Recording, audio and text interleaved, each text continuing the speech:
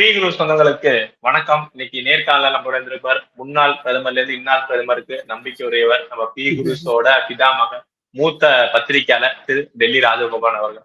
வணக்கம் தான். நமஸ்காரம் பாலாஜி. நமஸ்காரம்.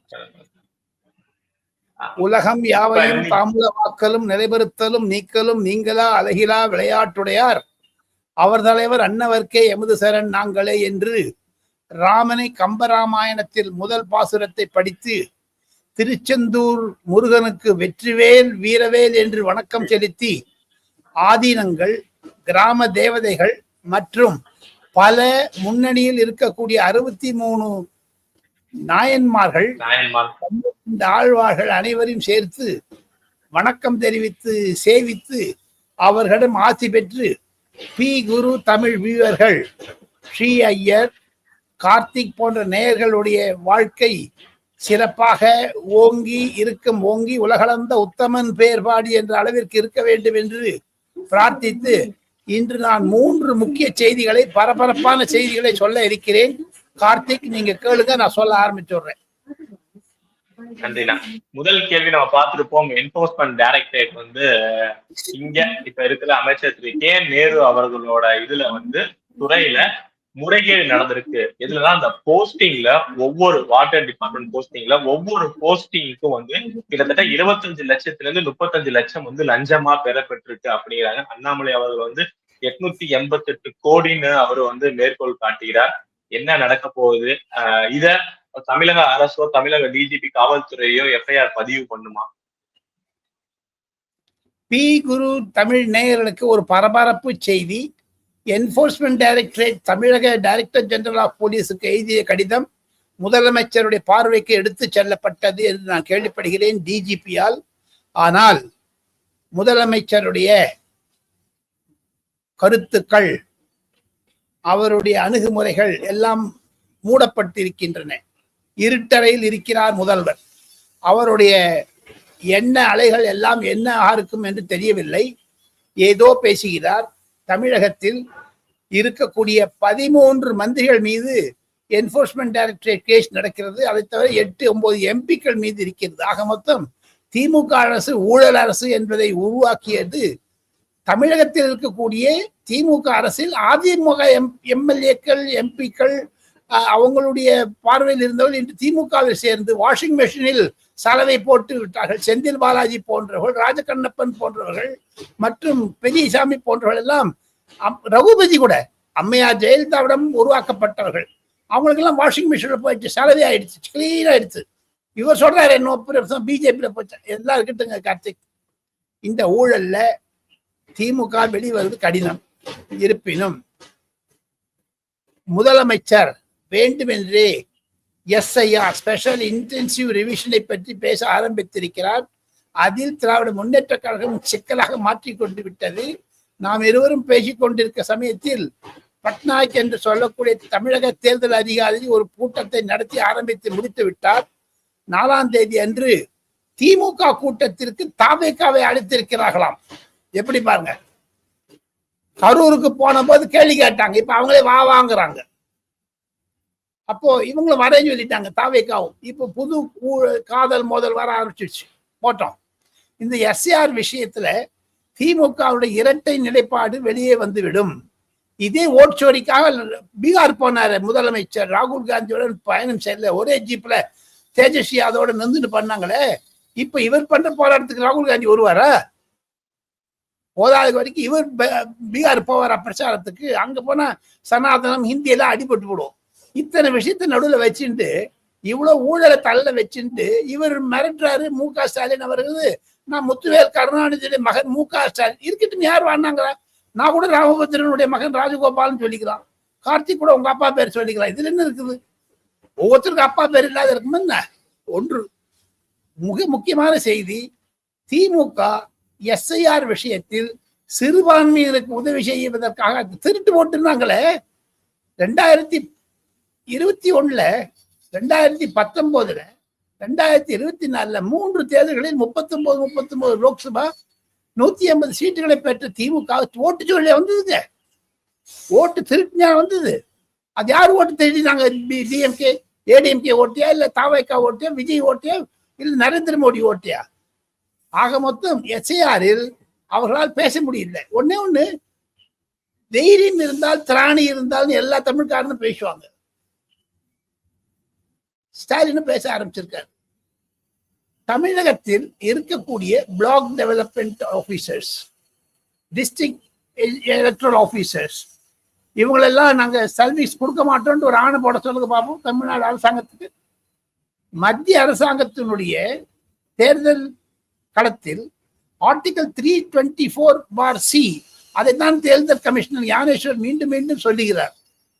இந்த சட்டத்திற்கு கீழே தேர்தல் அதிகாரிகள், நீங்க உதாரணத்துக்கு சொல்றேன், திருச்சி, கரூர், அங்க வேலை செய்ய பணியாற்றக்கூடிய ஸ்கூல் டீச்சர்ஸ், ஹெட் மாஸ்டர்ஸ் வச்சுதான் என்யூமரேஷன் பண்ணுவாங்க. ஒவ்வொரு வீட்டுக்கு எத்தனை போலி வாக்காளர்கள் இருக்கிறாருன்னுட்டு. இப்ப கார்த்திக்கு 2 ஓட்டு இருந்ததுன்னா ஒன்று நீங்களே சரண்டர் பண்ணிடலாம். உங்க வெப்சைட்ல போனா உங்களுக்கே தெரியும், எல்லாமே டிரான்ஸ்பரண்டா இருக்குங்க.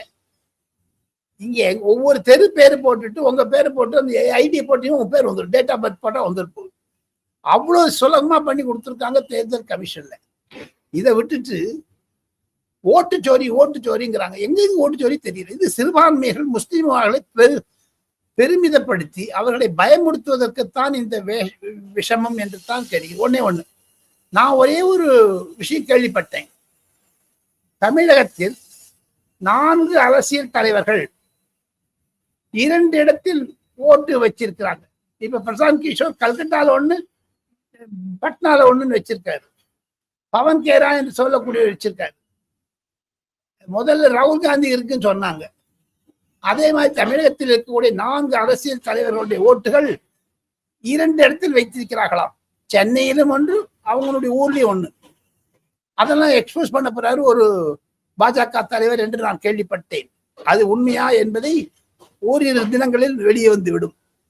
இன்று காலை இந்தியன் எக்ஸ்பிரஸ்ல பெரிய ஸ்டோரி வந்ததோ அந்த என்போர்ஸ்மெண்ட் டைரக்டரை பற்றி இந்த ஸ்டோரி வரும். ஆக மொத்தம் திராவிட முன்னேற்ற கழகம் பொதுமக்களிடமிருந்து விலகிவிட்டது, பொதுமக்கள் கோபத்துடன் இருக்கிறார்கள் என்று தேர்தல் வரும் என்று பார்த்து அவர்களை நிச்சயம் திமுகவை வீட்டுக்கு அனுப்ப வேண்டும். காரணம் ஊழல், சட்ட ஒழுங்கு, பலாத்காரம், கற்பழிப்பு, போதைப் பொருள், சாராயம், இதெல்லாம் வச்சு பாத்தீங்கன்னா it's very dangerous situation for Tamil Nadu என்று தான் சொல்லுகிறார்கள் கார்த்திக்.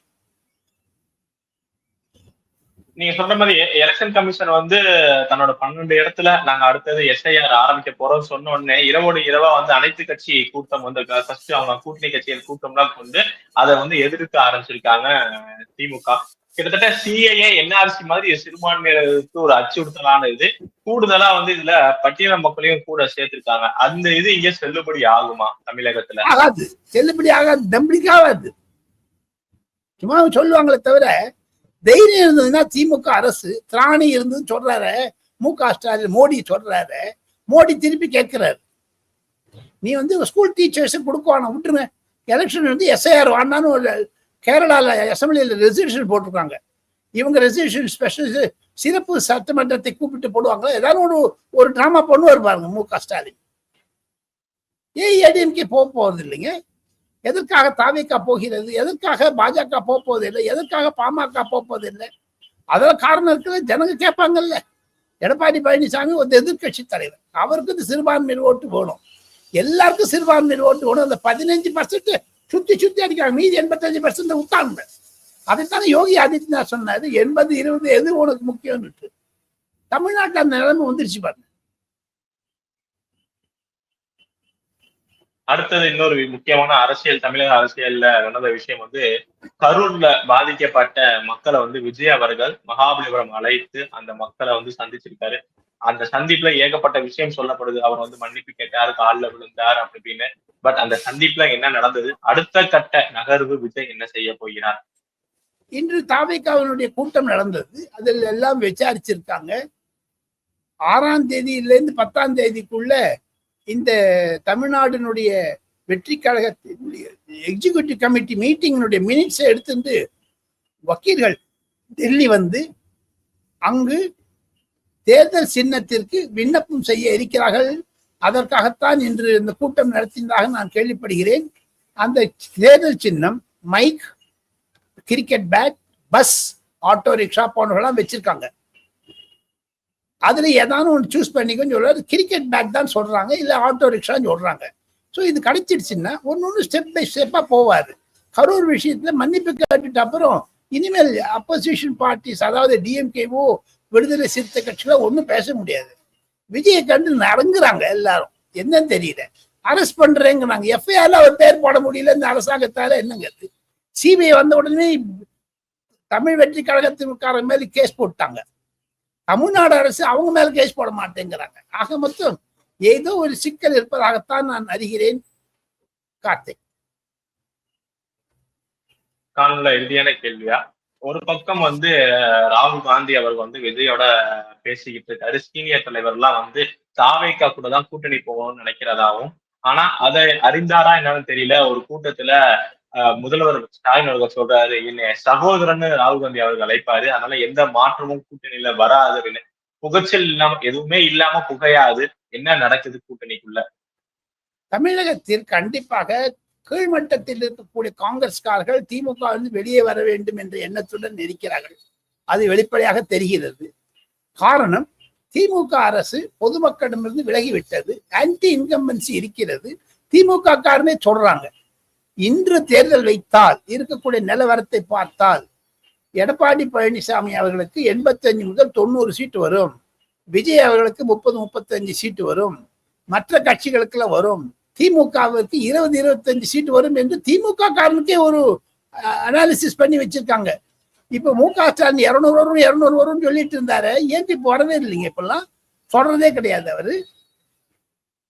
சோ அந்த விஷயத்த பாத்தீங்கன்னா போக போக விஷயத்தை கரைச்சு குடிச்சு பாத்தீங்கன்னா தமிழகத்தில் திமுக அரசிற்கு பொதுமக்கள் விடை கொடுக்க இருக்கிறார்கள். விடை பெற்று போருங்கள், அடுத்த 5 வருஷம் கழிச்சு வாங்கன்னு சொல்லி அனுப்பிச்சிட்டு வராங்க.